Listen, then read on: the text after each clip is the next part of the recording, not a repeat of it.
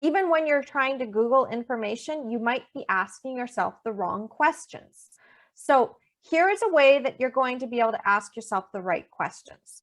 Because when you're planning your birth from a place of fear, you're reactionary. You're planning it on this basis of looking for the lesser of the two evils. You're looking to compromise. You're looking to find the easiest path for you that's going to be the least resistance and make everybody else around you feel comfortable, rather than what's best for you, because you're afraid. You've been taught to be afraid. You've been taught that the experts know everything and you know nothing. In fact, one of my friends, Jenny, even said to me that when she was a first-time mom, she actually did ask a lot of questions, but her care provider was dismissive. And she said it was like he felt that I needed to know nothing. And the fact is that this is very, very common. For a long time, we were told, don't worry your pretty little head about it. The doctor will take care of everything. You just need to listen to the doctor, and then everything will turn out well. And we've grown up with that. And our mothers grew up with that. And our grandmothers grew up with that. And for a very long time, we have been distrusting of birth. But it wasn't always like that. And you have to remember the historical context here is that humans have been birthing for centuries. Since the dawn of time, we have been birthing, and animals, mammals, don't seem to have a lot of trouble. Humans are the only ones that have trouble. And you know what the secret is? It's because humans have a thinking brain. We have the larger part of our brain, which is basically allowing us to have logic and ask questions and have our language and be able to make sense of the world. Animals don't have this.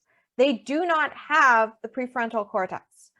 Animals only have the emotional side of their brain, or if they're very base animals, they only have the amygdala, the back of the brain, which is responsible for fear and automatic reactions. The mammalian brain, of course, has some emotion tied into it, but they can't really make sense of things the way that humans can. So when you think about that, when you understand that our brain actually has three parts, you start to understand why the heck childbirth is actually so horribly painful and why we have so many problems. It has nothing to do with our body's abilities to birth. In fact, if we just had a mammalian brain and we were just like the monkeys that we're close related to, we would have no problems. But because we have been immersed in this culture of fear and mistrust of our bodies, that comes back down to the patriarchy and ultimately how women were perceived ever since Aristotle's time, probably even before that, you start to understand why things are the way they are and how we can change it. So basically what I've done is I've combined all of my information on psychology and what I know about the human brain.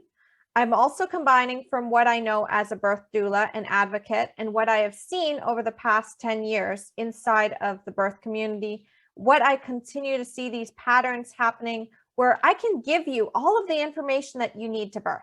I can give you the entire roadmap and say to you, this is how physiological birth unfolds.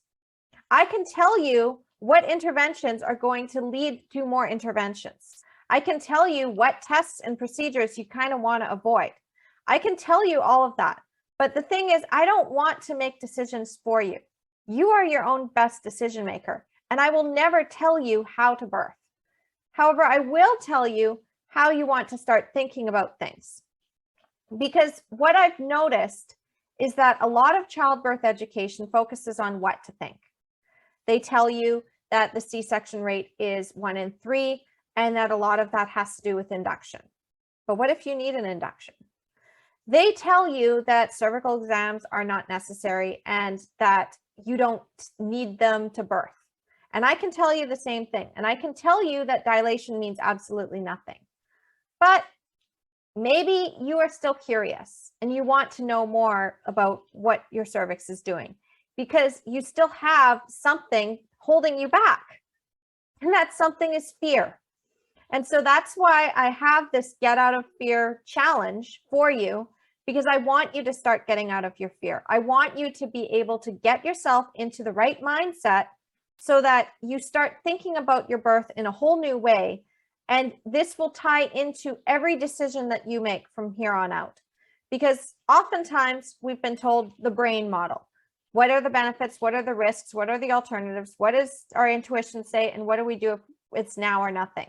We've been taught that model. We know that model inside and out. And we're looking at what are the benefits and what are the risks and what are the alternatives, but we're not asking the right questions. And when we're not asking the right questions to get the information, because we haven't really figured that out, then it all goes to hell and you're getting the wrong information. So I base this again off of my 5 pillars of empowerment, which if you've been following me for a while, you know it's the right mindset, the right education, the right environment, the right facilitators, and the right support. And when you have all 5 of these, then you're going to have an empowered birth or an empowered life if you apply these to other areas of your life, because I have actually used these 5 pillars of empowerment in order to leave a relationship that wasn't serving me and build my business.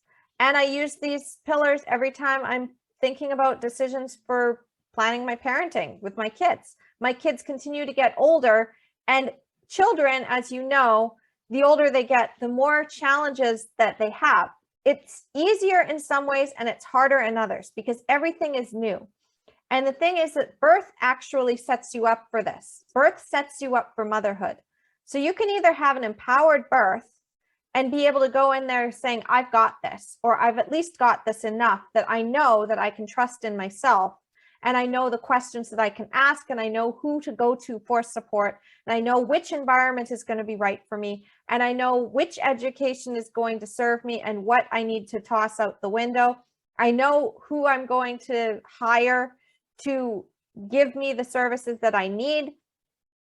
Whatever it is for you, you can have that empowerment, or you can continue to go the way that our entire society has taught you, which is just listen to the experts without asking the questions. And when you just listen to the experts without asking the questions of, is this information even what I need it to be? Is this information going to help me or hinder me? And how do I feel about this information coming in? When you're not thinking in that clear frame of mind, what happens is that you're disempowered. This is where the actual disempowerment happens. It's not what happens in your birth. You can go on to end up realizing you need a cesarean because something isn't right and still feel empowered in that decision. You can go on and have a vaginal birth and feel completely disempowered. And this is what happened to me, is that in my first birth with my son, I was completely disempowered because I was giving my power away. And a lot of that has to do with the fact that I didn't address my fears. Those fears didn't just come to you out of the blue, okay? They didn't. In fact, those fears might not have come to you at all if you had been put in a different environment and raised in a different family. I myself was absolutely terrified of childbirth. And I know that that seems really weird, considering that I am now a childbirth educator, a doula, and an empowerment coach, and I teach women how to get out of their fear and plan empowered births. And I love physiological birth, and it lights me up when someone has a physiological birth, and it just makes me feel so good to be able to teach that and pass it on. And I just love everything about birth. I love it. But there was a time when I was absolutely terrified of birth. But I didn't have that happen to me until I started to learn what people were telling me about birth. So from the time that I was a baby to about 4 years old, I had no concept of what birth really was. I thought that it was this magical thing. I wanted to have a home birth. I was really, really fascinated by it. And then the media messages that kept coming at me for the next several years, and the messages that I got from my family and the education that I got, slowly chipped away at that. You want to know what happens when you don't have that fear, when you have the right environment to grow up in? You become like my daughter, Michaela. She is right in there. She is excited. She loves to watch birth videos. Like, this is a little 6-year-old, and she loves watching birth videos. She loves poring over the birth books. She loves the placenta. She's like completely enamored with birth. Why? Well, first of all, because her mother was an advocate and a doula, and I've been in that space since before she was even born. So she's grown up with it. And my son has grown up with it too, because as soon as I had that birth with him, I was doing everything I could to never let that experience happen again. I was determined to get my home birth. So Michaela, if you ask her, if you say, where are you going to have your baby? She's going to tell you she's going to have her baby at home. She's going to have all her babies at home.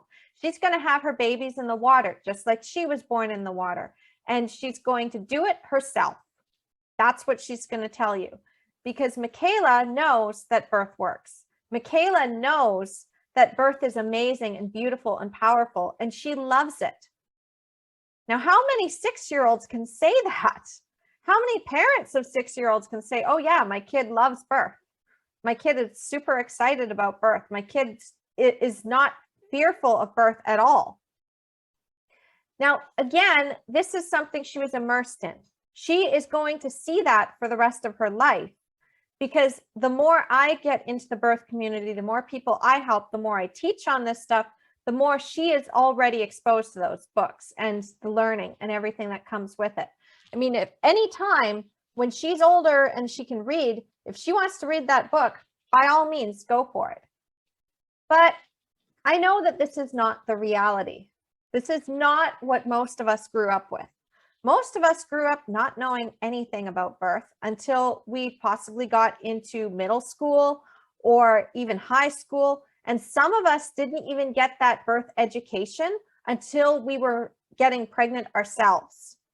There are some mothers out there who do not even know what their cervix is until the moment when the doctor says, okay, we're going to check your cervix.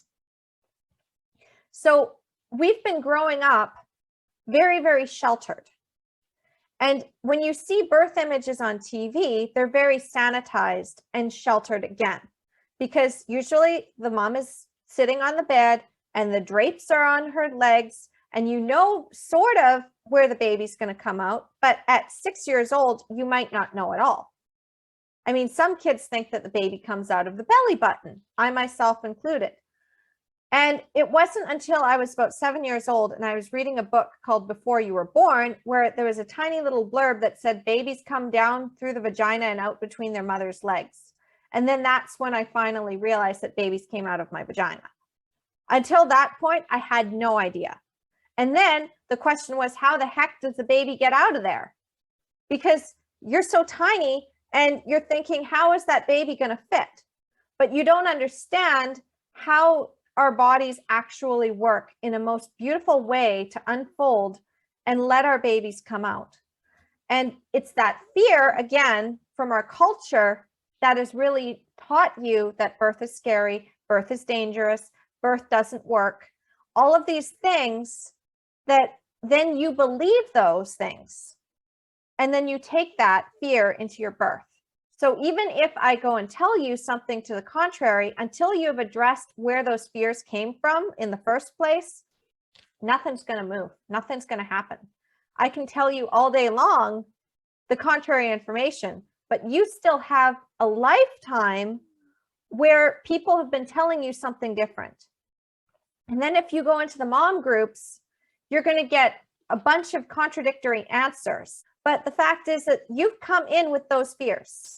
You've come in with a certain narrative about childbirth, and that narrative is guiding you. It is secretly going to sabotage you until you recognize that that fear even exists. You're going to realize that a lot of those fears that have come up for you are just like, they're not based in any evidence. And you're going to be able to come to your birth from a place of power instead of a place of fear.